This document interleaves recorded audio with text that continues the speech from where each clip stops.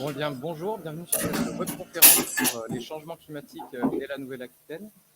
Donc, ce premier temps en fait, sur la journée est destiné à la jeunesse, parce qu'on a des établissements scolaires, des écoles, des collèges, des lycées, mais aussi des étudiants. Et bien sûr, ça s'adresse à tout le public.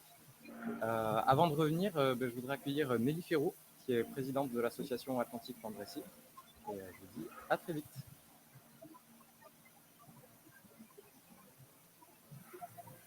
Bonjour à tout le monde.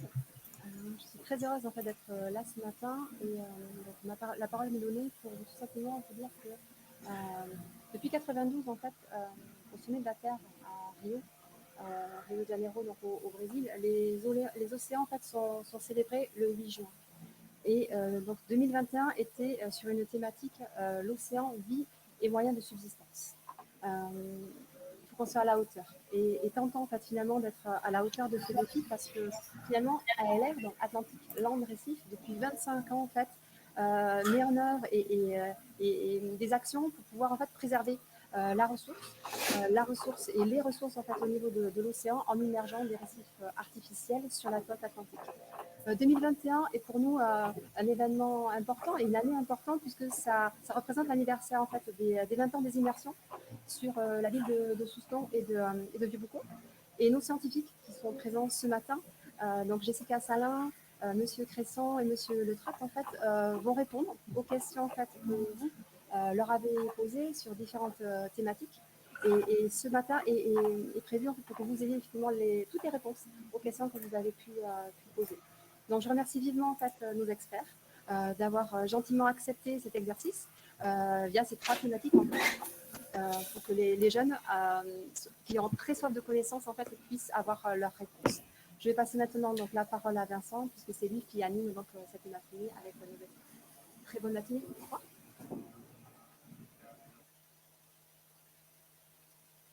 Hop là, eh bien, me revoilà. Tout d'abord, pour commencer, je vous propose de pouvoir vous présenter les différents intervenants sur cette matinée. Monsieur Le Treut arrivera certainement dans quelques instants. Mais alors, du coup, pour commencer, je vais vous présenter donc Jessica Salin. Elle est diplômée de l'Institut Polytechnique La Salle Beauvais à Rouen, où elle étudie la géologie des ressources énergétiques et minérales. Donc après un passage à l'Ifremer et l'entreprise Eurovia, elle intègre finalement ALR en 2017 en tant que chargée de mission et doctorante, où elle réalise sa thèse intitulée Approche socio-écosystémique pour évaluer la gestion des récifs artificiels par méthode biophysique et modélisation du réseau trophique. C'est compliqué, mais vous en faites pas avec les questions que vous nous avez fait parvenir, on y comprendra, on y verra bien plus clair. Ensuite, on a Pierre Cresson. Donc, Pierre Cresson est chercheur en écologie trophique à l'Ifremer de Boulogne-sur-Mer. Il a notamment travaillé sur le système de récifs artificiels mis en place dans la baie de Marseille dans le cadre de l'opération Récif Prado, dont il est membre du conseil scientifique. Et donc, finalement, nous avons Hervé Le Treut. Donc, Hervé Le Treut est climatologue, spécialiste de la simulation numérique du climat, membre de l'Académie des sciences, professeur à Sorbonne Université et Polytechnique. Il a participé aux 5 premiers rapports du groupe d'experts intergouvernemental sur l'évolution du climat, voilà, le GIEC, et est aujourd'hui président de l'association Acclimatera, le comité scientifique régional sur le changement climatique. Voilà, alors j'ai oublié de demander, peut-être avant de continuer, si vous pouvez nous envoyer dans le chat, je m'adresse à vous les participants, voilà, si l'image est bonne, si vous entendez, si vous nous entendez parler, s'il n'y a pas de souci. Voilà, j'attends une petite réponse et je passe à la suite. Ok, on vous entend bien. Très bien. Bon, et bien dans ce cas, je vais commencer par une première question que je vais poser donc à Jessica Salin. Les récifs artificiels. Qu'est-ce que c'est les récifs artificiels et à quoi ça sert? Eh bien, donc, bonjour à tous, tout d'abord. Donc, les récifs artificiels, donc, pour faire simple, hein, ce sont donc des structures qui sont volontairement immergées par l'homme dans un but de produire, protéger ou régénérer un écosystème ou une partie de l'écosystème. D'accord, et alors, quel est l'intérêt pour la biodiversité?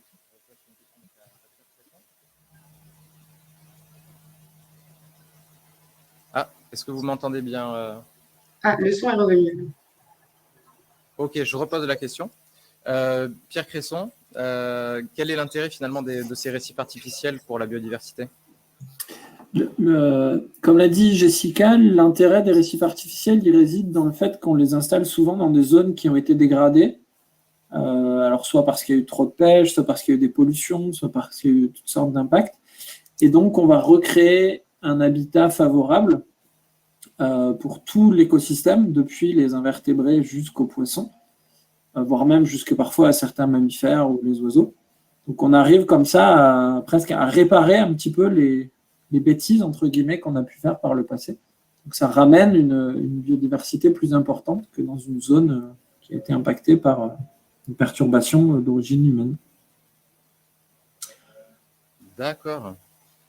Alors, on a eu beaucoup de questions sur la forme un peu atypique de ces récifs et mais aussi voilà, de quels matériaux ils sont constitués. Jessica, est-ce que vous pouvez nous parler un petit peu finalement pourquoi ont-ils cette forme et en quoi cette forme notamment pourrait contribuer à attirer mieux la biodiversité ou non? Oui, bah alors finalement, les formes, elles sont adaptées aux objectifs des récifs artificiels en fonction de ce qu'on veut faire, des espèces que l'on veut attirer. Et donc, on peut privilégier des formes hautes pour pouvoir attirer donc, les espèces dites pélagiques qui vivent dans la colonne d'eau, ou alors au contraire faire des récifs plutôt trapus qui vont imiter finalement un substrat vraiment rocheux. Voilà, pour et puis bien sûr, il y a aussi cette dimension d'abri en fait qui est importante aussi dans les récifs artificiels. Donc, c'est de créer en fait des ouvertures pour avoir ces caches pour que les espèces puissent s'y réfugier. Voilà. D'accord. Et alors, peut-être est-ce que vous pourrez rebondir sur ça éventuellement, Monsieur Cresson, c'est on a la forme et finalement en quoi le matériau éventuellement est-ce qu'il a un impact sur la biodiversité ou est-ce que en quoi sont-ils constitués déjà? Est-ce que ça a un impact sur la biodiversité ou est-ce que ça présente d'autres intérêts de les varier?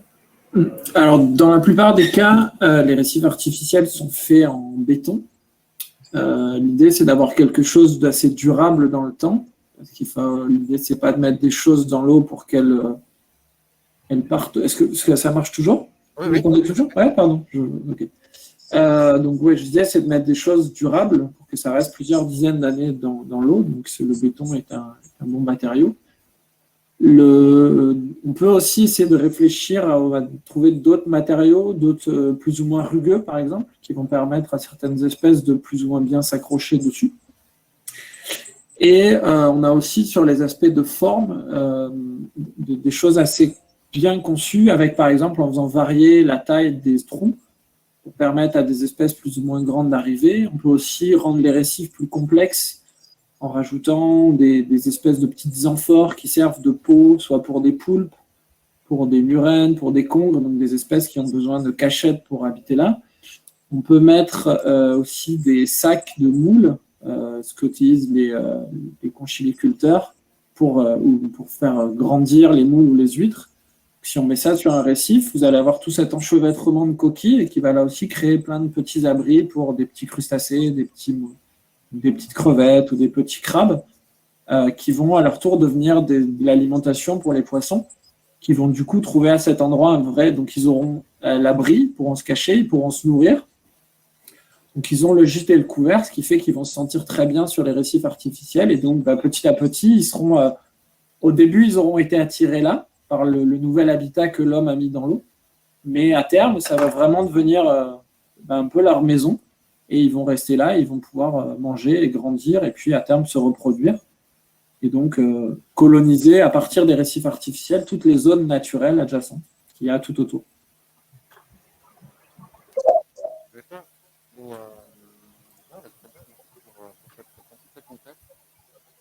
On ne vous entend pas très bien.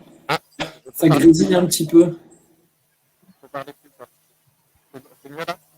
C'est plus que ça grésille. Alors, je ne sais pas si c'est que de mon côté ou pour tout le monde. Mais... Oui, on va faire un petit test. Il y a des petites choses à régler. Est-ce que vous m'entendez bien? Non, je ne t'entends pas très, très bien non plus. Et quelqu'un sur le chat.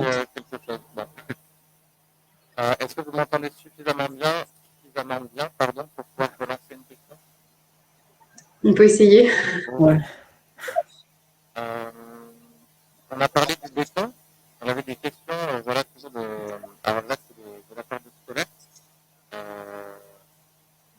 Est-ce que finalement, le fait que ce soit en béton, ça apporte une solution dans ces zones naturelles?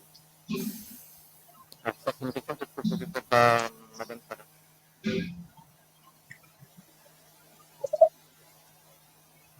Ok. Donc, moi, j'ai compris que c'était une question sur la pollution que pouvait engendrer le fait de mettre des récifs artificiels et le béton. Voilà, c'est ça. C'est ce que j'espère. Okay. Sur la pollution du béton, donc en fait, il y a quelques études donc, qui ont été faites sur effectivement le béton peut créer des relargages en fait dans l'eau. J'ai pas beaucoup plus de données sur cette question-là. Par contre, pour rebondir un peu sur les matériaux, donc il y a bien sûr le béton est privilégié, donc comme le disait Monsieur Cresson, pour la durabilité, parce que on peut utiliser également d'autres matériaux comme du bambou, du bois ou des structures métalliques qui elles vont se dégrader en fait dans l'eau et du coup ne pas avoir cette durée dans le temps. Et on peut également utiliser des parpaings ou des pneus. Enfin voilà, il y a toutes sortes en fait de matériaux qui ont été testés. Et finalement, c'est le béton qui. Donc c'est quand même un béton marin qui est quand même conçu pour pouvoir résister à l'eau de mer. Et donc pour revenir par exemple sur les pneus qui eux ont été testés au tout début dans des immersions de récifs artificiels en Méditerranée, eh bien, on s'est rendu compte au fur et à mesure des années qu'il y avait un peu de désagrégation en fait, de ces pneus et que la colonisation également ne se faisait pas très, très bien. Ils ne remplissaient pas vraiment leur rôle. Et donc, ils ont été là tout récemment retirés. Il y a eu des grandes campagnes de retrait de ces pneus. Voilà. Oui, notamment aux États-Unis. Non, vous ne m'entendez pas du tout. Non. Décidément, on a des petits problèmes de téléphone.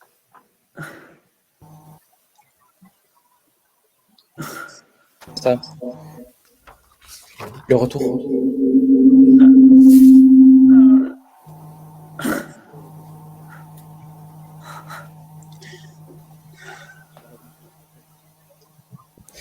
Ok, alors je ne garantis pas la synchronisation pour le son, mais normalement vous devriez pouvoir m'entendre. Est-ce que vous pouvez me le confirmer?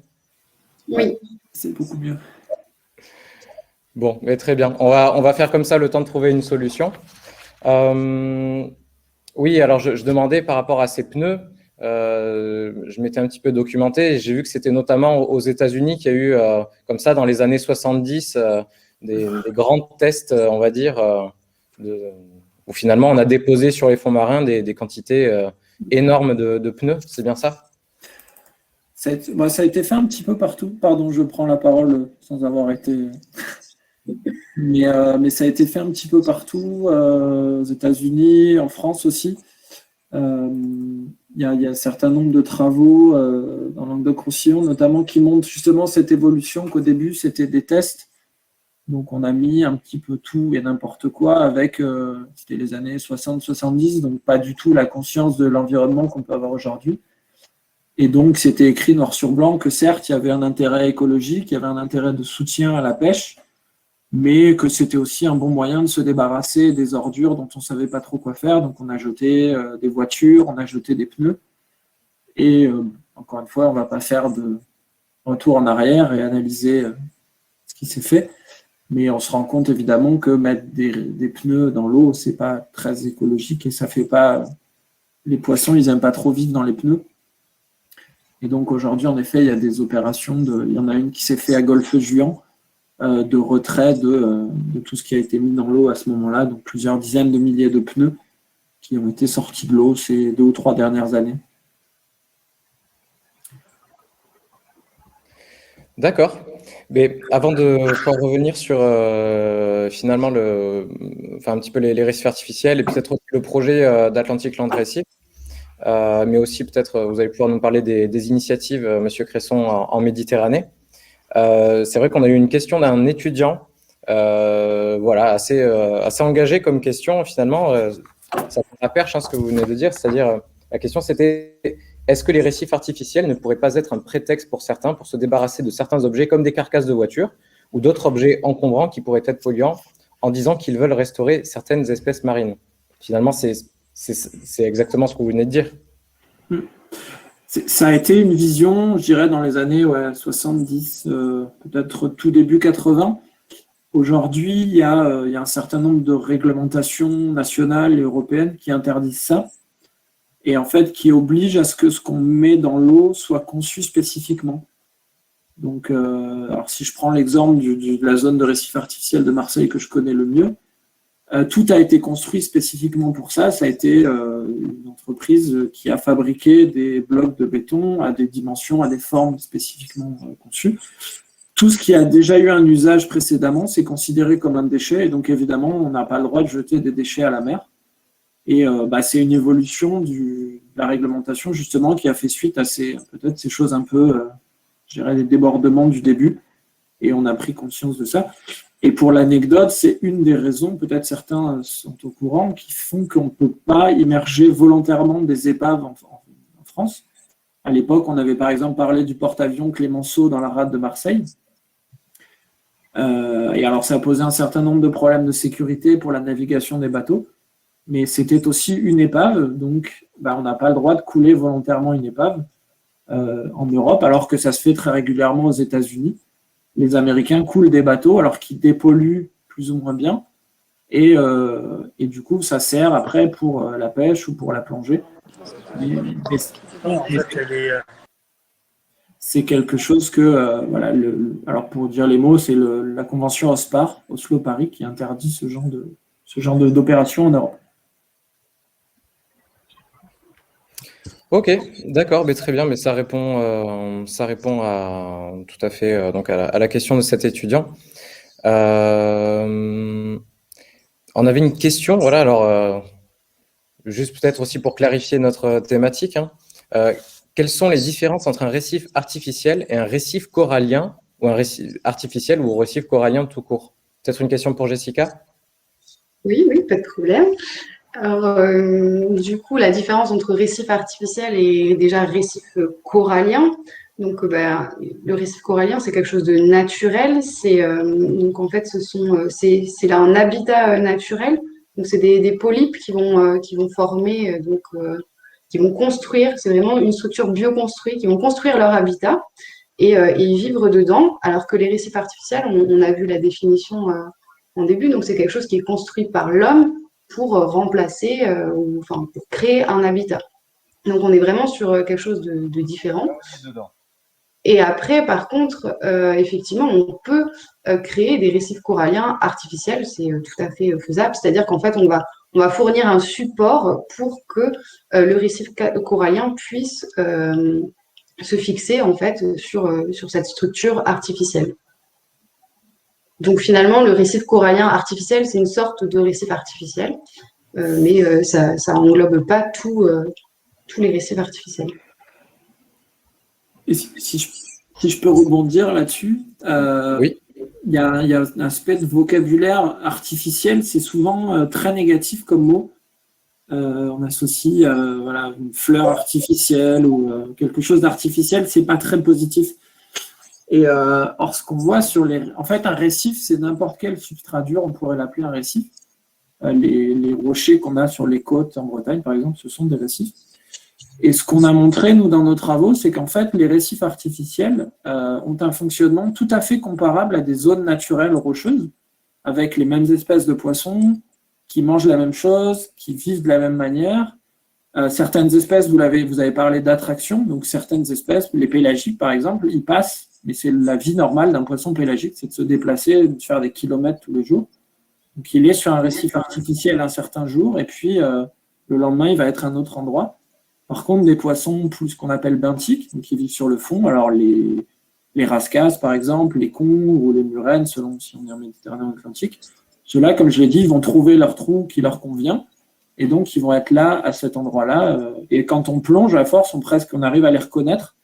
On voit toujours la même rascasse ou le même con au même endroit parce que vraiment, il a trouvé son habitat ici. Et donc, il y a vraiment un effet des récifs artificiels sur ces espèces-là, comme n'importe quel substrat dur. Donc, voilà, pour ce mot d'artificiel qui est un petit peu connoté négativement, mais qui a été souvent utilisé pour les détracteurs des récifs artificiels, pour dire que c'est pas quelque chose de positif. D'accord. Alors, ça fait le lien directement avec une autre question qui nous a été posée. Finalement, c'est quel est le récif le plus adapté pour les poissons, artificiel ou naturel? Donc, une question pour… Alors, comme vous voulez, vous pouvez vous répondre. Je vous laisse la parole.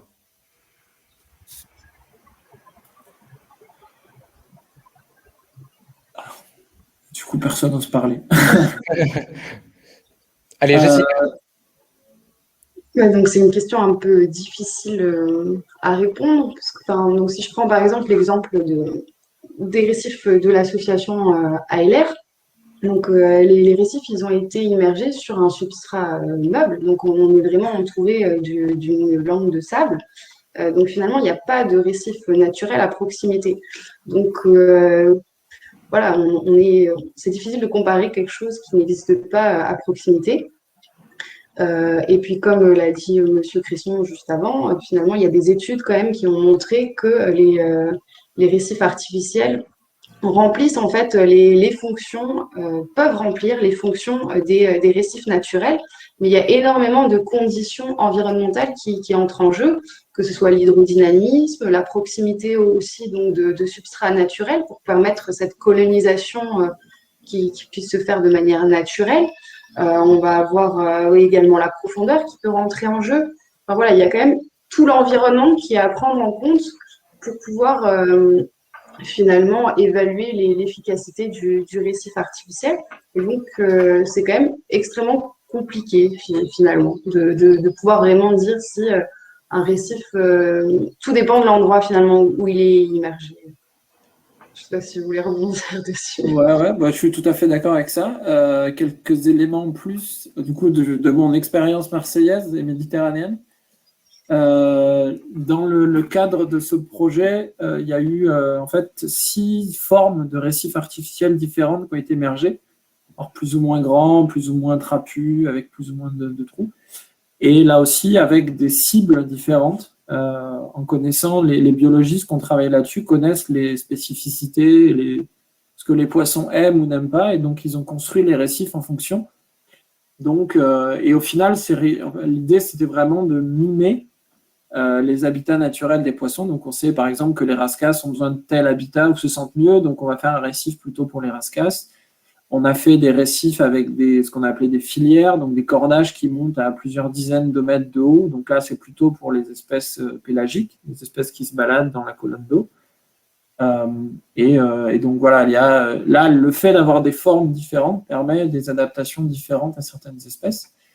Sachant que peut-être quelque chose qu'il faut rappeler quand on parle d'artificiel et naturel, c'est qu'il y a quand même un grand principe en restauration, parce que tous les récifs artificiels, ça rentre dans un champ qu'on appelle la restauration écologique, qui est, comme je disais tout à l'heure, de réparer un petit peu les bêtises. Mais le grand principe, c'est que ça coûte toujours moins cher et c'est toujours moins compliqué de protéger l'écosystème naturel, qui est là depuis des milliers, des centaines de milliers d'années, que de refaire quelque chose que l'homme fait pour un petit peu rattraper les choses, mais ça, on n'arrivera jamais à revenir à ce qu'a été un écosystème naturel qui est là depuis quelques millions d'années.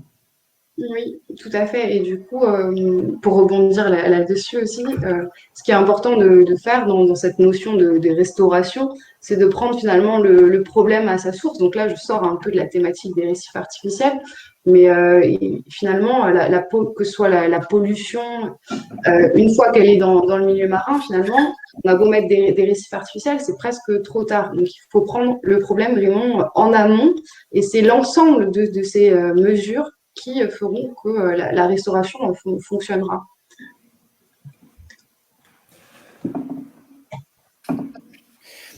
D'accord, mais merci. Alors, est-ce que c'est finalement, qu'est-ce qui vous a donné l'idée à la base d'immerger ces récifs? Alors, je sais pas, et d'ailleurs, je ne sais pas si vous faites la distinction entre ce qui a été tenté dans les années 70, si j'ai bien compris, dans une logique finalement de soutien à l'exploitation maritime, soutien à la pêche, et finalement là où on est plus sur un côté scientifique. Est-ce que vous pouvez nous parler un petit peu finalement, qu'est-ce qui vous a donné cette idée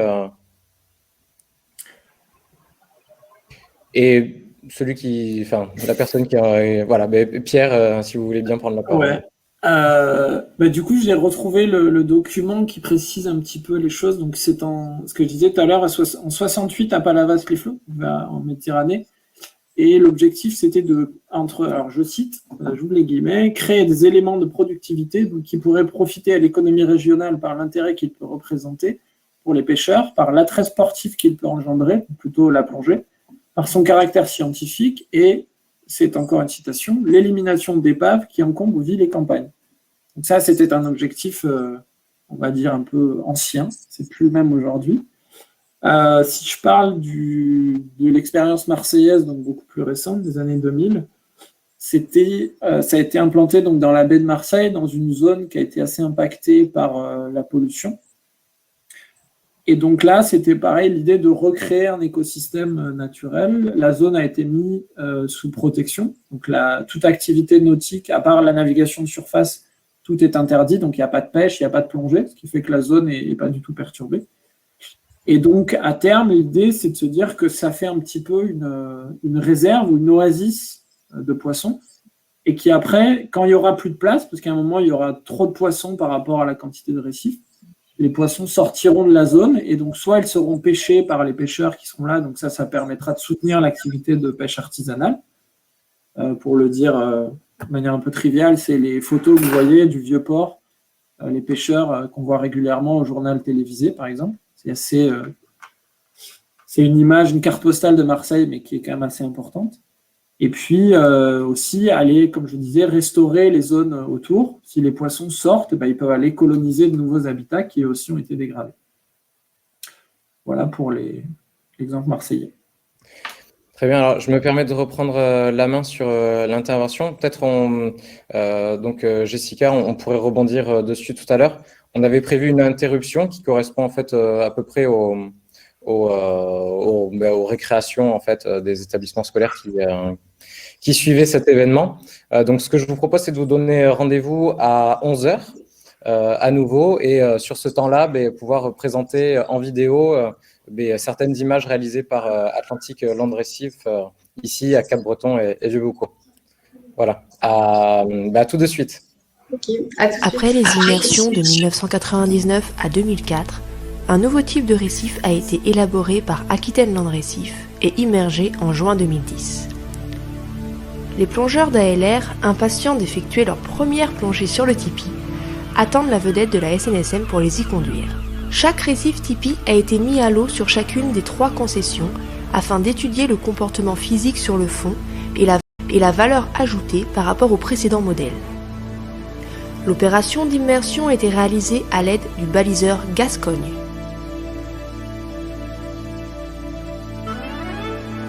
Un poulpe locataire des premiers modules, immergé en 1999, accueille les plongeurs sur les sites.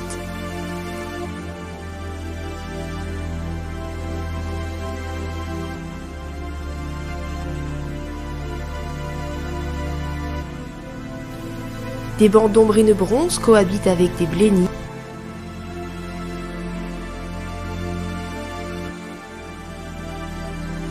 Et de nombreux rougets.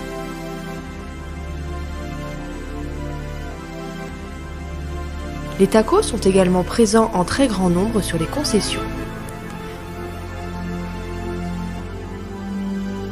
Crénilab et rascasse y sont parfois observés.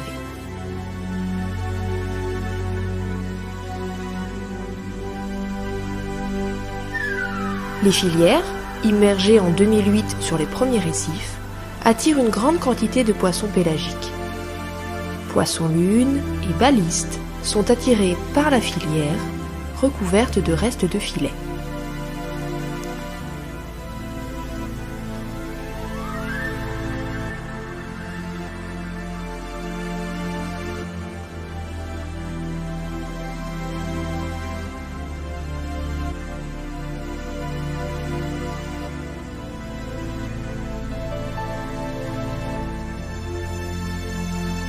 Seulement quelques semaines après son immersion, le tipi et ses filières jouent bien leur rôle en accueillant une vie marine variée.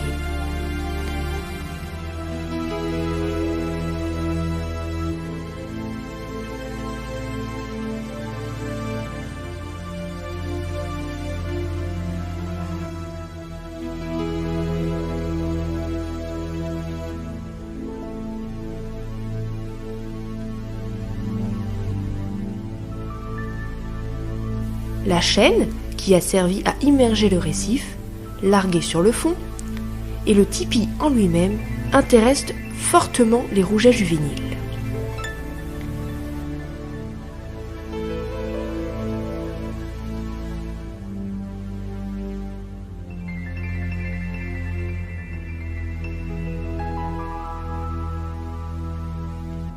À proximité et au sein même des modules initiaux, l'efficacité des récifs artificiels n'est plus à prouver sur la densité et la diversité des espèces.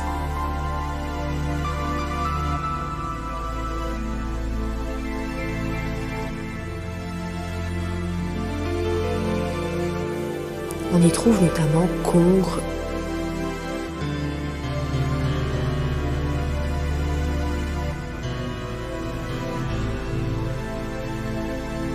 et poulpes.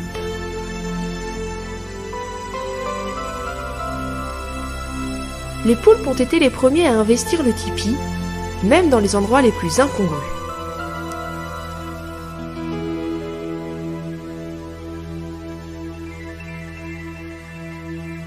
Des pélagiques valsent autour du tipi.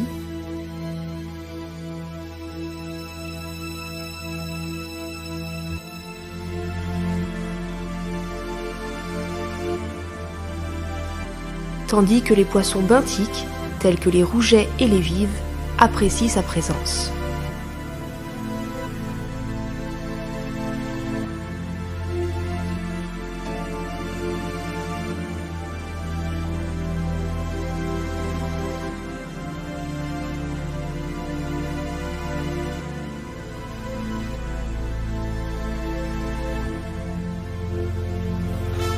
Les plongeurs d'ALR travaillent au recensement des espèces qu'ils notent sur une fiche immergeable et aux prises de vue.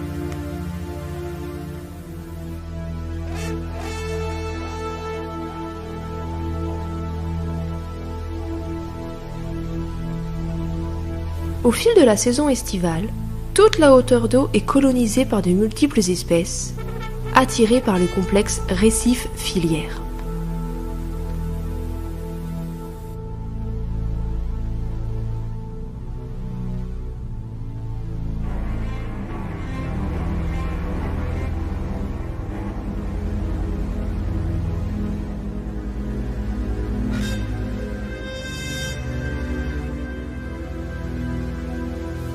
De retour sur le tipi, on retrouve les poulpes en forte densité, quasiment un tous les mètres.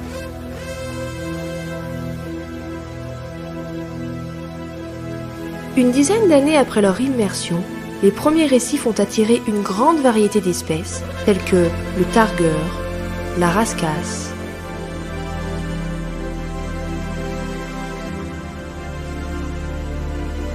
et les rougets.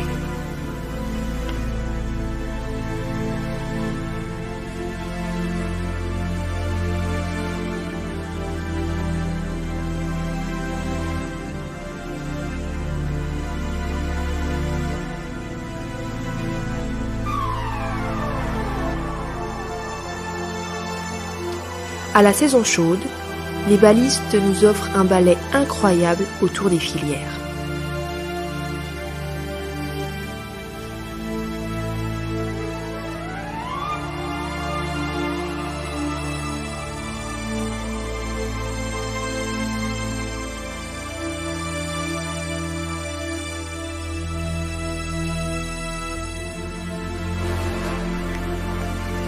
Nous remercions notre amie Camille, ici en tête-à-tête avec une bonite qui chassait autour du récif, mais aussi les propriétaires des bateaux suiveurs, le Zouzou, le Maok et le Baraka, ainsi que l'équipage de la vedette Saint-Nicolas de la SNSM de Cap-Breton.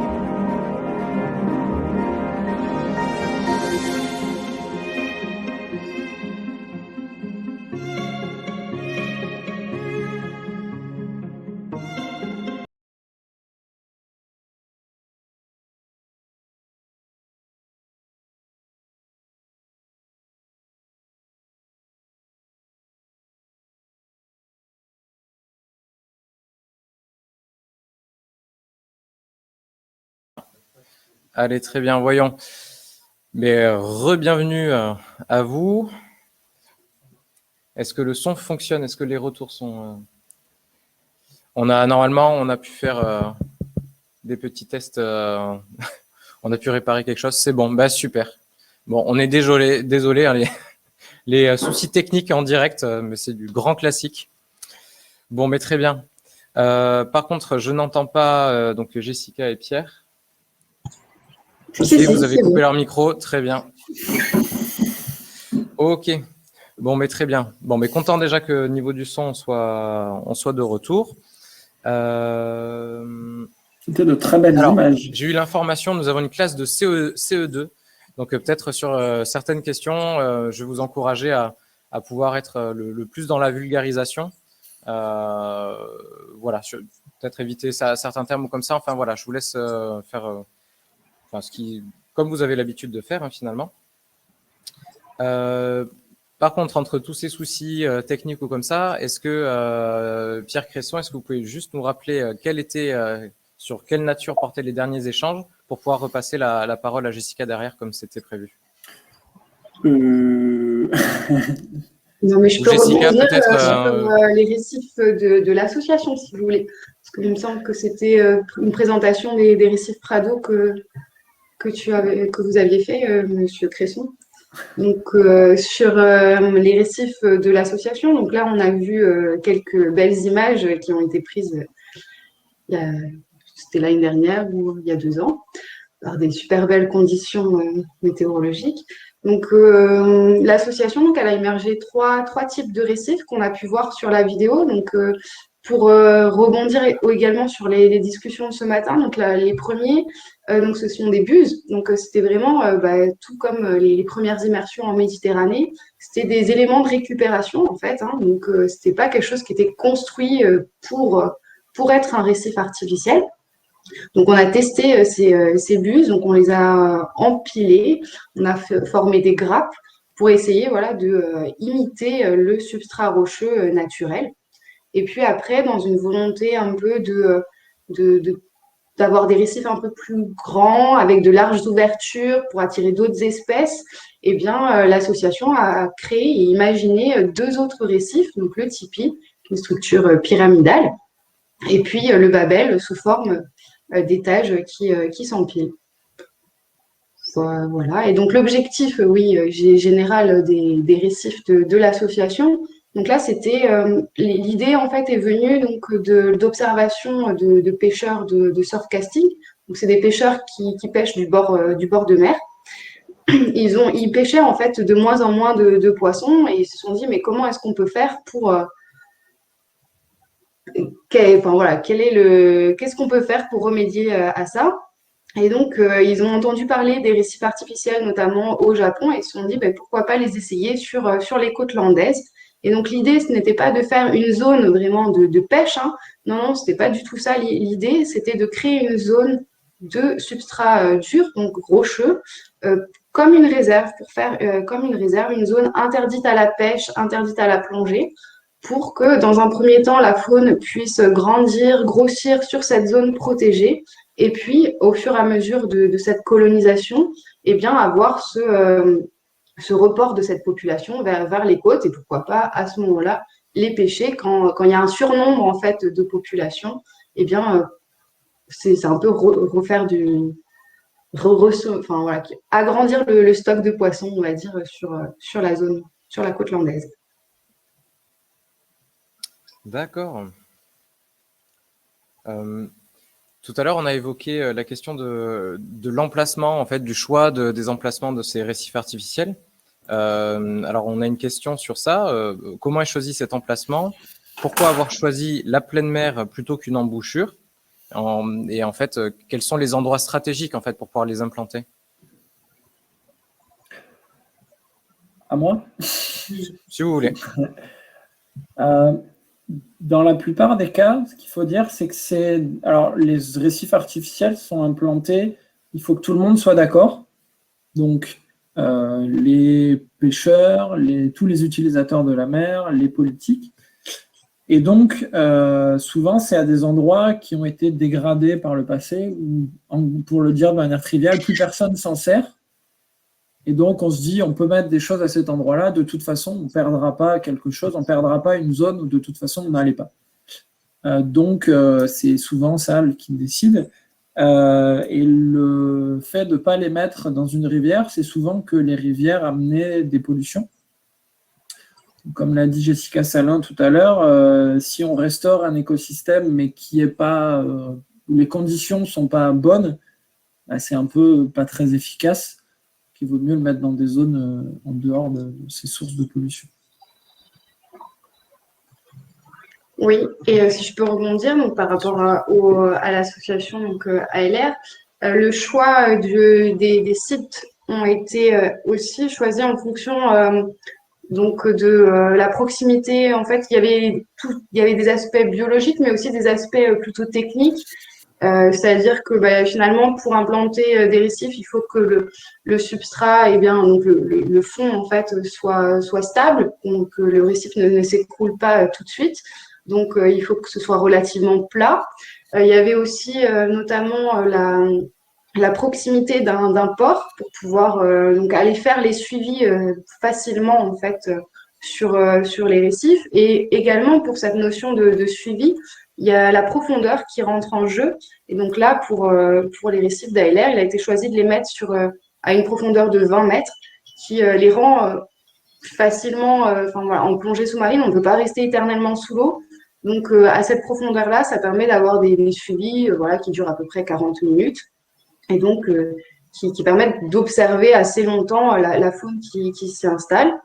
Et pour terminer, après sur la partie un peu biologique, ils ont également été implantés donc, par rapport au courant pour avoir un apport en fait de matière organique et puis de larves qui puissent coloniser naturellement les récifs.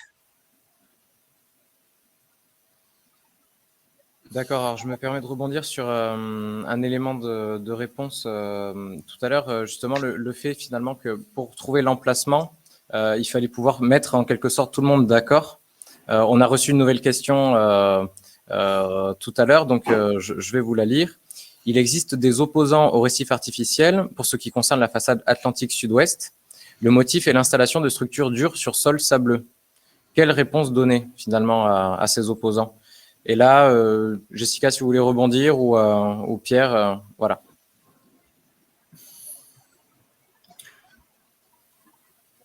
Alors, je vais commencer. Puis, et peut-être, pardon, vous pouvez nous parler du cas de la Méditerranée? Ouais, alors en Méditerranée, ils ont été installés sur ce qu'on appelle une matte morte de Posidonie. Alors, je suis désolé, c'est encore des gros mots de scientifiques. Peut-être que s'il y a des points, des questions, du vocabulaire que vous voulez qu'on précise, peut-être mettez-nous-le dans le chat. On aurait été ensemble dans la même salle, on aurait pu interagir. C'est vrai que c'est dommage. On est contraint de ce format, ça limite un peu les échanges, c'est dommage. Mais bon, on n'a pas le choix. Donc pour ce qui est du substrat en Méditerranée, donc du fond, c'est sur donc un ancien, ce qu'on appelle un herbier de Posidonie. Donc la Posidonie, c'est une plante marine très importante en Méditerranée et qui du coup va stabiliser les fonds. Donc on n'a pas ce problème d'ensablement ou d'enfoncement, voire de dégradation dont parlait Jessica Salin. Ce qui est sûr, c'est qu'un récif artificiel, c'est un substrat dur. C'est comme si on mettait des rochers dans l'eau. Donc évidemment, les poissons qui vivent sur les rochers, ce n'est pas les mêmes poissons qui vivent sur le sable. Donc ça va modifier un petit peu les choses. Pour autant, ce qu'on voit, c'est quand même que les récifs artificiels vont aussi profiter aux poissons de substrat meuble. On l'a vu sur les vidéos, il y a des rougets de très belle taille. On voit des sols, on voit d'autres poissons plats. Donc il y a quand même un impact positif sur des poissons qui, a priori, sont pas très n'ont pas un goût pour ces substrats durs.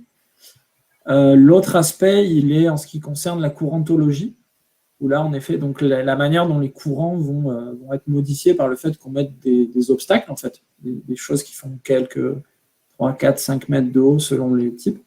Donc là, en effet, et là aussi, on le voyait sur certaines images où il y avait une espèce de creux autour des récifs. Et là, il y a en effet un petit impact, mais qui va être très localisé. C'est les quelques mètres autour du récif qui vont être un petit peu impactés. Mais voilà les éléments de réponse par rapport à mon sens pour ce qui est de structure dure sur sol sableux. Merci. Jessica? Oui, je suis tout à fait d'accord. Après, ce qui concerne effectivement la façade atlantique sud-ouest, c'est vrai qu'on a très peu en fait de substrats rocheux naturels. On les a au Pays Basque ou alors plus au nord vers Oléron. Et donc le fait d'implanter en fait ces récifs artificiels, donc effectivement on crée un habitat nouveau, hein, c'est quelque chose qui n'existait pas à l'origine, mais ça va permettre, donc c'est une zone, ce qui est important c'est que c'est une zone protégée, donc que la pêche est interdite, et donc finalement les poissons ils effectuent des migrations entre les différentes zones rocheuses. Je vois les et donc choses. cela va créer une zone un petit peu tampon, un peu comme un petit arrêt au stand pendant leur période de migration et une zone dans laquelle ils vont être protégés. Voilà, si je peux me permettre de dire ça comme ça. Bon, mais très bien. Et, bonjour Monsieur Le Treut, on arrive enfin à vous avoir. Ah, voyons, vous avez le micro coupé. On va l'activer. C'est bon.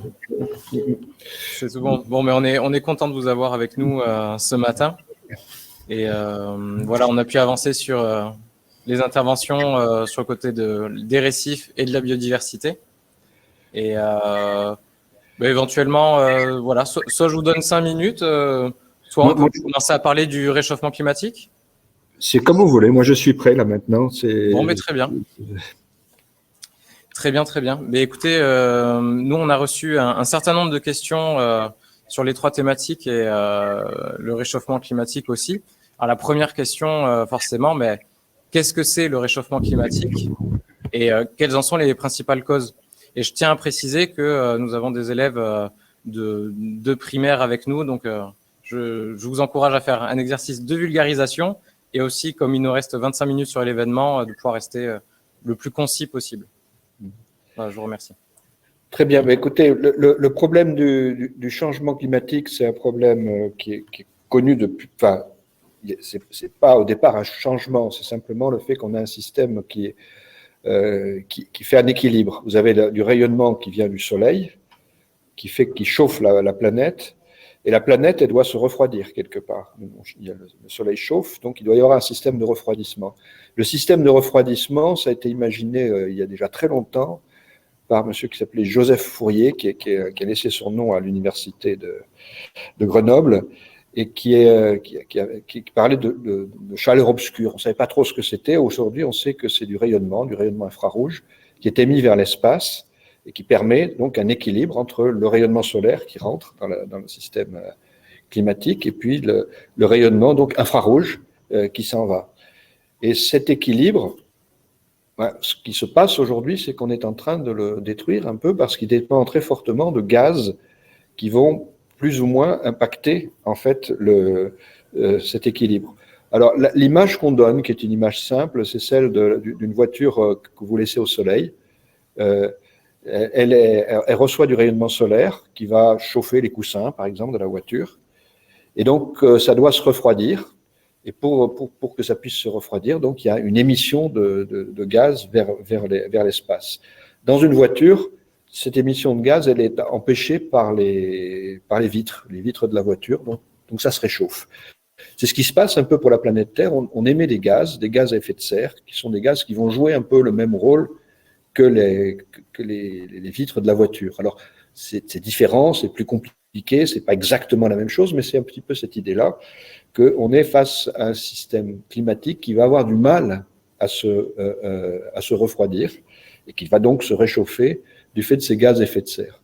Là où les choses deviennent difficiles, c'est que ces gaz à effet de serre sont des gaz dont on a besoin pour toutes nos activités économiques aujourd'hui. Donc, on émet des gaz parce qu'on a besoin de charbon, de pétrole, de gaz naturel. C'est 90% de notre énergie. Et ces gaz-là, mais en même temps, ils nous empêchent le processus de refroidissement de la planète. Donc, cette planète se réchauffe. Donc, on est face à ce lien-là, cette difficulté-là, qui est une difficulté qui va croissante parce qu'on émet de plus en plus de gaz, on est de plus en plus nombreux, on a de plus en plus d'activités. Et donc, on a un refroidissement de la planète qui se fait de moins en moins et donc qui pose des problèmes ensuite, qui sont des problèmes de toutes sortes. Voilà, donc c'est important d'avoir ça en tête. Ce sont des problèmes physiques qui sont un peu le résultat on est en train de modifier en fait un système qui était à l'équilibre et on est en train de déséquilibrer un peu les choses. Et alors, est-ce que les hommes peuvent empêcher, ralentir ce réchauffement? Et si oui, comment? Alors, on peut l'empêcher, mais pas revenir en arrière. C'est-à-dire que les gaz à effet de serre sont des gaz qui restent dans l'atmosphère extrêmement longtemps. On parle d'une durée de vie ou de demi-vie plutôt pour le gaz le plus important, qui est le CO2, d'un siècle à peu près. J'ai un papa qui vient de passer les 90 ans, voilà, je lui dis effectivement, la moitié du CO2 qui a été émis le jour de ta naissance est encore là, présent dans l'atmosphère, d'une certaine manière. C'est pas exactement les mêmes molécules, mais donc ça reste là pendant très longtemps. Donc ce qu'on peut faire, c'est essayer d'agir sur la partie future. On a mis déjà gaz à effet de serre, on va pas les enlever facilement, mais il faut essayer d'en mettre le moins possible aujourd'hui dans l'atmosphère pour que le réchauffement se stabilise à un niveau le plus bas possible. Donc, oui, là on peut agir pour empêcher un réchauffement trop fort. Et c'est une action, par contre, qui se fera au niveau de tous les pays de la planète, parce que les gaz sont des gaz qui sont émis par tous les pays de la planète, qui sont mélangés par les vents, par les courants. Donc on est face à un système qui est un système auquel il faudra s'adapter. Il est ce qu'il est aujourd'hui, on est nombreux sur la planète, et on sera obligé de faire avec, en fait. Mais on peut faire beaucoup de choses, mais pas tout. On ne peut pas tout faire. Alors, quelles sont les conséquences en fait de ce réchauffement climatique, alors à un niveau global sur les terres, mais aussi dans les mers, si vous pouvez nous en parler? En fait, oui, c'est sur les terres et dans les mers, et la partie marine est très importante, puisque et souvent il y a un mélange en fait entre terre et mer.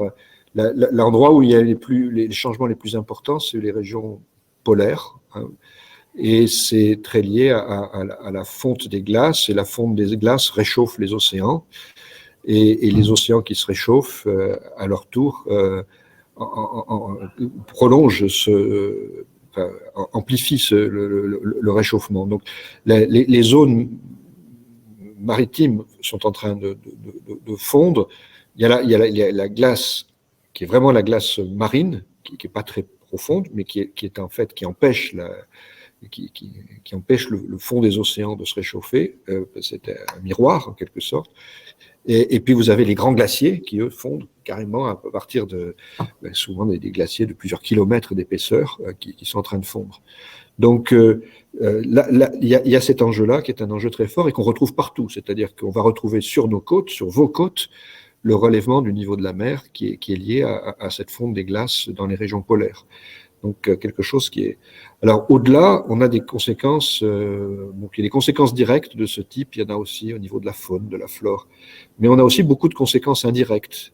Le fait d'avoir des pluies qui sont différentes, d'avoir au contraire des sécheresses qui sont différentes. Souvent, nous, on a des pluies plus importantes l'hiver qu'avant, et des pluies, au contraire des sécheresses plus importantes l'été, sachant que ça peut être aussi un mélange des deux.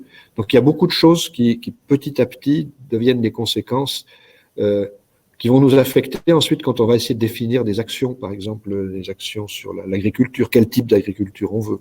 Donc on est obligé petit à petit de changer en fait nos manières de faire par rapport à ce qui est en train de se passer.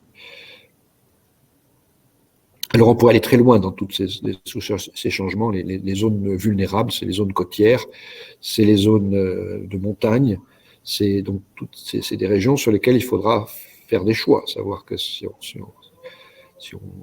on bouge pas, comment on gère tout ça. Et on a une capacité, grâce au modèle, grâce à nos sciences, d'anticiper un peu les choses de manière, on est capable de définir ces règles et ces risques à une échelle de quelques années. On sait à peu près ce qui va se passer. Les gaz à effet de serre qu'on a émis, qui restent là, ils nous disent un peu ce qui va se passer dans le futur aussi. D'accord. Et ce que je vous propose de faire, c'est de revenir sur des thématiques de récifs et biodiversité avant de revenir vers vous prochainement, Monsieur Le Trett, parce qu'on a d'autres questions qui vous concernent. J'aimerais qu'on parle un peu de biodiversité, parce qu'on a reçu plein de questions là-dessus. Et voilà, finalement, comment est-ce que la biodiversité se crée-t-elle? Pourquoi est-elle importante? Et en fait, comment ça se passe au niveau des récifs? C'est-à-dire quelles sont les étapes de la colonisation en fait sur les récifs? Voilà. Alors je sais pas, Jessica, Pierre, comme vous souhaitez. Allez, Pierre. Ok.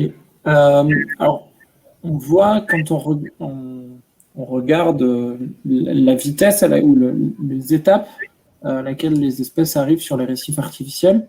Donc, comme j'ai dit, il y a des étapes.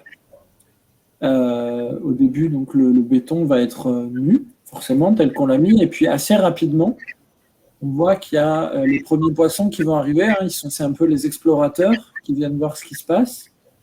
Pareil, on l'a vu dans la vidéo avec ce poulpe-là qui était présent au tout début, donc c'est voilà, presque des animaux curieux qui viennent voir ce qui se passe. Et puis petit à petit, les courants, le déplacement de l'eau vont amener des œufs ou des larves d'animaux qui vont trouver ce nouvel habitat pour eux qui va être cette nouvelle maison. J'essaye d'employer des mots pas trop compliqués, pas trop scientifiques, mais encore une fois, vous me dites si vous voulez que je simplifie. Donc on a cette étape-là. Et puis petit à petit, les choses se mettent en place et avec les premiers habitants amènent leurs prédateurs qui vont trouver là de quoi manger. Donc voilà, petit à petit, les choses deviennent de plus en plus complexes. Et puis, quand on compte, on voit de plus en plus d'espèces jusqu'à atteindre après quelque chose, comme je disais, qui ressemble après à ce qu'on peut trouver sur des zones rocheuses naturelles à côté des récifs ou plus loin quand il n'y a pas de zone rocheuse à proximité. Ok. Jessica, on a eu aussi des questions sur le biofilm. Donc là, vraiment, c'est c'est des scolaires qui se sont vraiment intéressés de près finalement à comment ça se déroulait, tout ça, en tout cas sur les premières étapes. Est-ce que c'est possible de pouvoir expliquer un petit peu, voilà, combien de temps, parce qu'on a eu des retours des pêcheurs, comme quoi très très vite en fait après l'installation de ces récifs, très très vite les poissons arrivaient, les espèces s'installaient, une affaire d'heures en fait, hein, parfois. Voilà. Est-ce que vous pouvez nous parler un peu de qu'est-ce que le biofilm et comment se développe-t-il? Alors, c'est pas tout à fait ma spécialité, le biofilm, donc ce sont des bactéries en fait qui vont, c'est des micro-organismes qui vont se fixer sur le récif et ils vont s'y fixer, mais dès leurs immersions. C'est le premier contact dans l'eau. En fait, il y a toute une étude qui a été faite là-dessus. Il me semble que, enfin voilà, c'est même les premières minutes, voire même il arrive et il est déjà un petit peu colonisé par ces bactéries.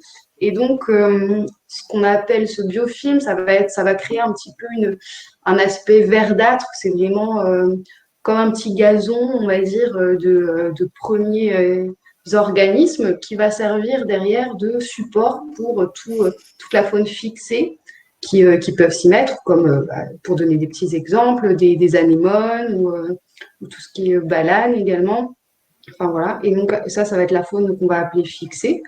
Et ça crée un peu ça va recouvrir en fait la surface du béton. Et donc après, effectivement, on ne voit plus le béton.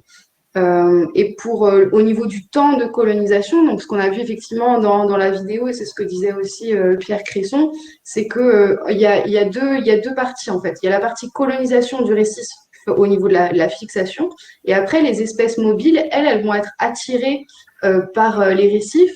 En fait, le fait de mettre une structure dans l'eau, on va modifier les courants naturels qu'il y avait. Ils passaient normalement, on va dire, tout droit, et tout d'un coup, il y a un obstacle, et donc ils vont créer des turbulences, et les poissons vont le ressentir dans l'eau, et donc effectivement, ils sont curieux, et donc ils vont aller voir ce qu'il y a. Et c'est comme ça qu'au bout de 2 heures, il y avait déjà un poulpe qui s'était installé. Donc, il y a vraiment, on va dire, un peu deux étapes, la partie vraiment colonisation, fixation, et la partie des espèces qui peuvent se déplacer avec des nageoires, enfin, voilà, des espèces mobiles. Alors, j'ai une prochaine question qui permettra de revenir sur Monsieur Le Treut juste après. Mais d'abord, j'attends une réponse de votre part, Jessica et Pierre. En fait, est-ce que la population des poissons a diminué depuis ces dernières années par rapport à vos observations? Au niveau mondial, au niveau global ou sur les récifs? Voilà, la question est formulée comme ça. Je pense que c'est en dehors forcément de la question des récifs, où là, effectivement, d'un coup, on a de la biodiversité qui se crée. Mais de façon globale, est-ce que vous avez quelques éléments sur l'évolution des populations? Ouais. Alors, on sait que globalement, il y a des grosses problématiques de surpêche au niveau mondial, de pêche au-delà des capacités de renouvellement des populations. Donc, il y a en effet une diminution globale des populations de poissons sur la planète. Après, il faut aussi aller dans le détail, et c'est notamment l'un des travaux qui est mené par l'institut dans lequel je travaille, donc l'IFREMER, qui met en place des mesures de gestion des pêches. Enfin, pardon, je vais reprendre ce que j'ai dit une bêtise. Nous faisons des travaux qui permettent après aux politiques et aux décideurs de fixer ce qu'on appelle les quotas de pêche, donc qui sont des mesures de gestion et que les politiques mettent en place dans l'idée de se dire que la pêche est durable et qu'on peut maintenir des stocks de poissons qui permettent à la fois que les humains continuent à manger des poissons, que les pêcheurs continuent à avoir un revenu, gagner de l'argent en allant à la pêche.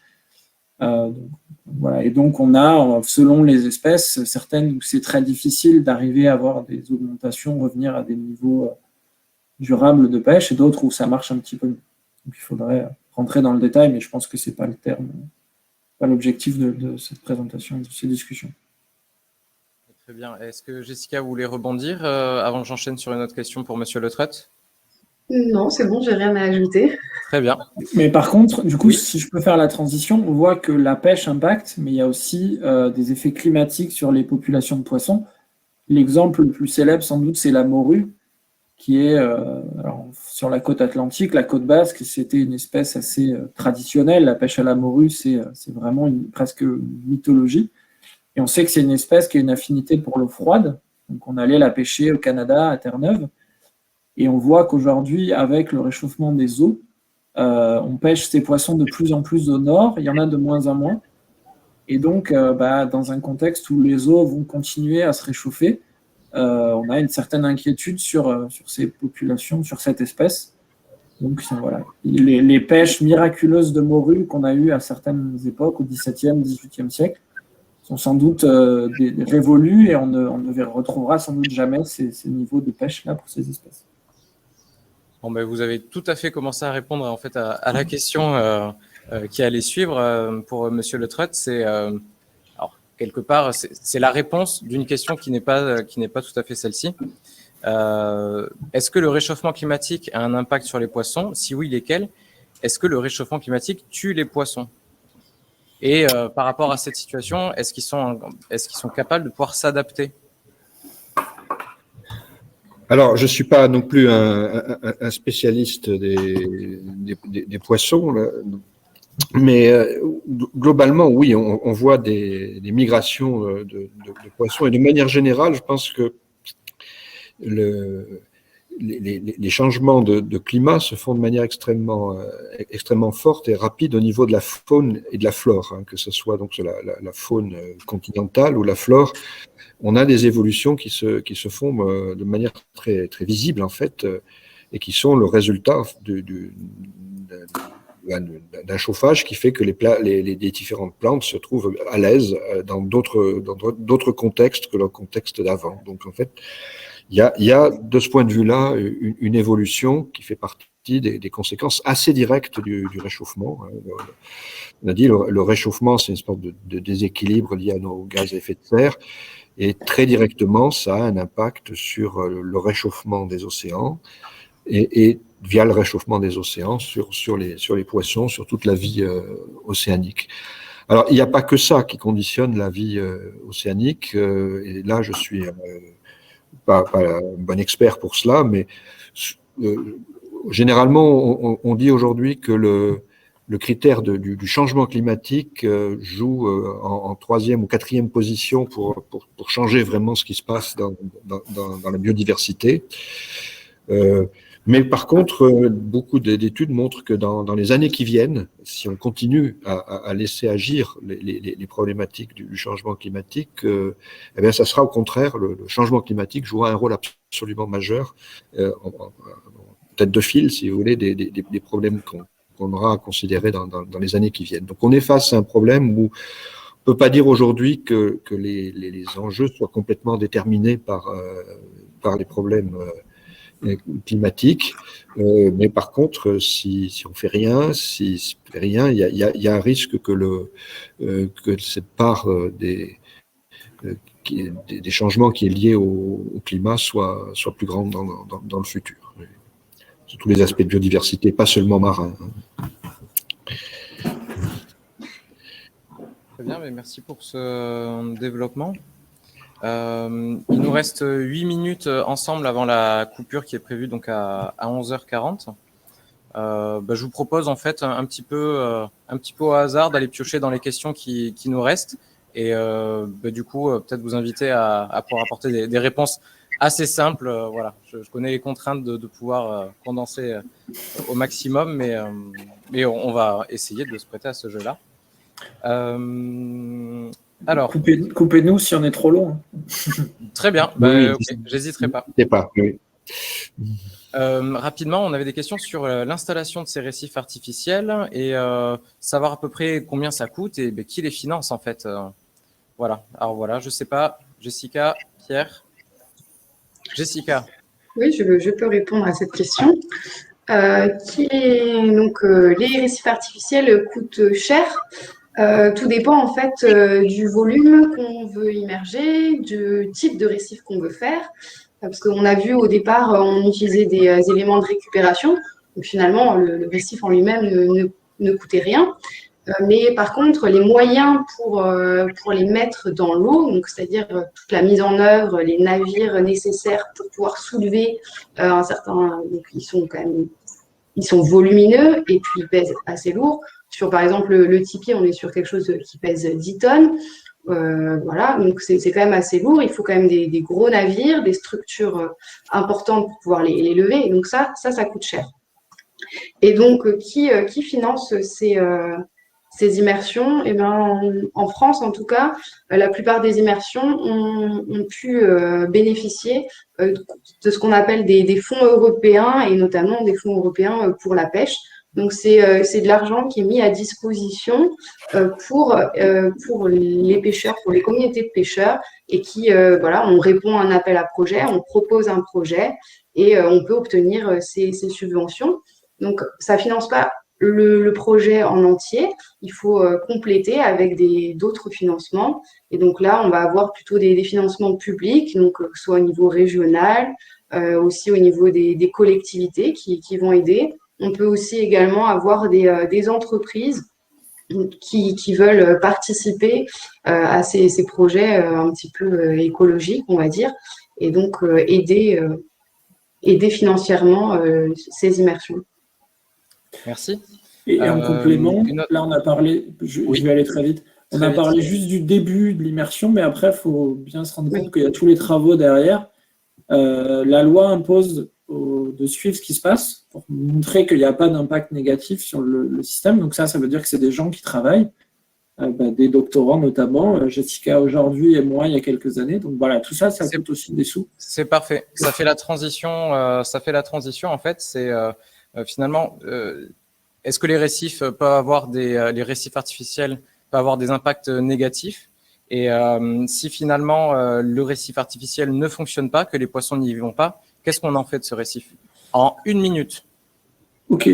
Alors, des impacts négatifs, j'en vois. Le seul que je pourrais voir, c'est peut-être la modification des courants, dont on a un petit peu parlé, qui pourrait perturber le fonctionnement de la zone. Sur l'exemple marseillais, ça marche. Enfin, il n'y a pas eu ça n'a pas été vérifié, mais pas mis en évidence. Donc, a priori, pas trop d'impact négatif. Et sur qu'est-ce qui se passe si les poissons ne viennent pas? Théoriquement, on devrait pouvoir retirer les récifs. Là aussi, la question, c'est au final, un récif, c'est un gros caillou qui tombe dans l'eau. Et donc, même quand c'est un caillou naturel, les poissons y vont. Donc, il n'y a pas de raison que les poissons n'y aillent pas si c'est un récif qui a été bien pensé à l'avance. Et je pense que c'était tout.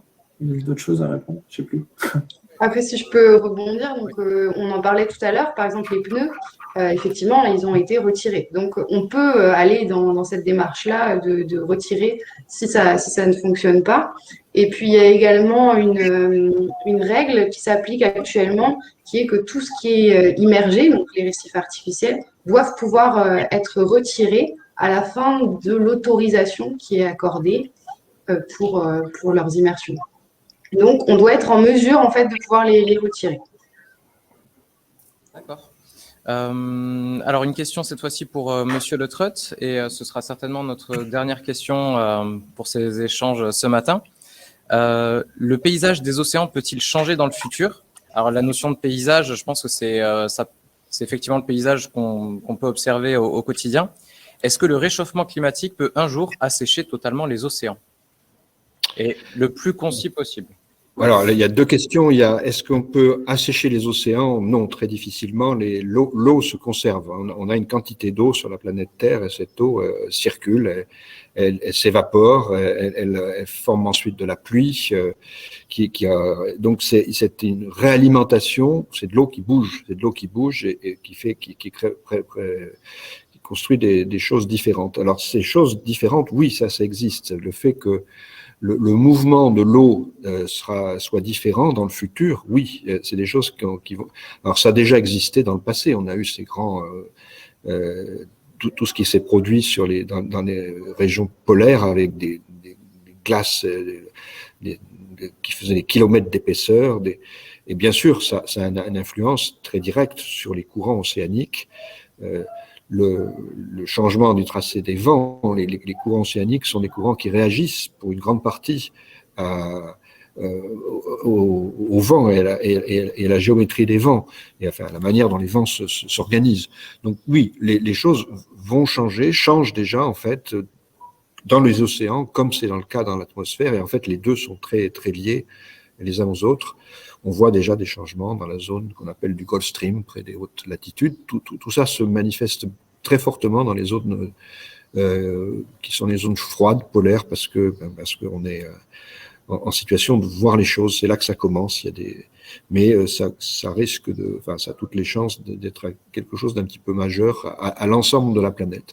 Ceci dit, ça veut dire, bon, c'est pas, encore une fois, c'est des choses qui ont été vécues dans le passé par les hommes préhistoriques, par exemple, pour certaines. Donc, c'était plutôt plus froid que plus chaud, mais enfin, c'était différent. Donc, c'est des choses qu'on n'évitera pas. Il faudra, au contraire, essayer de s'adapter à ces changements-là. Écoutez, je vous remercie pour ces échanges très instructifs sur cette matinée. Je passe la main à Nelly Ferrou qui viendra clôturer cet instant. Et puis, pour ma part, je vous souhaite une très bonne fin de journée. Merci. Merci. J'espère qu'on a été clair. Et puis, je peux peut-être d'autres d'échanges après. Je ne sais pas si c'est possible dans un autre contexte. On peut voir éventuellement si dans le chat, on va avoir peut-être des commentaires. Ouais, on verra effectivement et on encouragera des personnes s'ils veulent éventuellement en fait, poursuivre le dialogue. Mais j'aurais qu'un mot, en fait, tout simplement, défi relevé, non ? J'ai l'impression effectivement que, oui, je vous parlais effectivement de ce thème de Journée des océans sur vie et moyens de subsistance. Vous, nos experts, en fait, avec une pédagogie et une façon en fait de pouvoir vous rapprocher en fait des personnes qui ne le sont pas en fait spécialistes, vous avez pu en fait nous faire part de ces clés de lecture finalement et de compréhension pour les enfants, ces enfants qui ont été si curieux quand on aura parlé en fait de cet événement sur et la biodiversité, les récifs artificiels ou alors le changement climatique, quelque chose qu'effectivement on en entend beaucoup parler, mais dans les faits c'est peut-être plus clair en fait aujourd'hui pour eux. Donc encore une fois, je vais être redondante par rapport à ce que vient de dire Vincent. Un grand merci effectivement à vous, aux jeunes des collèges, des lycées, des universitaires et plus particulièrement encore une fois aux enfants et ceux des 2 classes effectivement de CE2 qui sont là donc connectés ce matin en fait, et une spéciale dédicace en fait pour les 2 maîtresses, Madame Laguarde et Madame de Paoli, pour pas les citer, pour effectivement investir autant en fait pour que justement ces enfants puissent nous faire part de leurs interrogations et questions auxquelles vous avez avec très gentiment en fait répondu. Merci encore. Donc cette matinée s'achève. Je vais vous donner rendez-vous cet après-midi si vous n'êtes disponible pour donc l'élection d'Atlantix, donc notre mascotte avec effectivement la participation également des écoles primaires à 15h25. Et si vous n'êtes pas disponible éventuellement cet après-midi, donc n'hésitez pas à vous inscrire pour l'après-midi pour avoir éventuellement aussi accès au replay de la journée entièrement. Donc le matin, c'était plutôt les jeunes et cet après-midi, les jeunes et les moins jeunes auront effectivement accès à cet après-midi. Donc je vais encore une fois vous remercier, vous souhaiter un très bon appétit et éventuellement, si vous avez des commentaires, n'hésitez pas encore une fois à nous faire part de vos questions encore peut-être. Et si jamais vous n'avez pas eu les réponses à vos questions, nous nous engageons effectivement à vous répondre peut-être plus tard, puisque c'était très riche ce matin. On n'a malheureusement pas pu répondre à tout. Et donc, nous serons en lien avec vous par les mails et autres moyens techniques. Voilà, tout simplement. Merci beaucoup. Je vois effectivement, il y a eu effectivement des questions en fait du collège donc de Malroney. Je le vois en face de moi. Voilà, donc tout simplement. À très bientôt et peut-être à cet après-midi, je l'espère. Merci beaucoup. Merci à vous. Merci beaucoup. Merci. Merci bien. Et n'hésitez pas à nous solliciter, enfin à me solliciter en tout cas si besoin. Je serais ravi de je pense continuer les échanges. Oui, donc effectivement, on reviendra vers vous, Monsieur Cresson, Monsieur Le Treut ou Jessica Salin, en fait, pour compléter les questions auxquelles on n'a pas pu répondre ce matin, parce qu'il y en avait effectivement beaucoup, puisqu'il y a eu une curiosité assez importante de nos jeunes sur ces thématiques-là qui sont difficiles d'accès quand on n'a pas effectivement d'habitude ces informations-là. Merci beaucoup à tout le monde et à bientôt. J'espère à tout à l'heure. Au revoir. Au revoir à tous. Au revoir.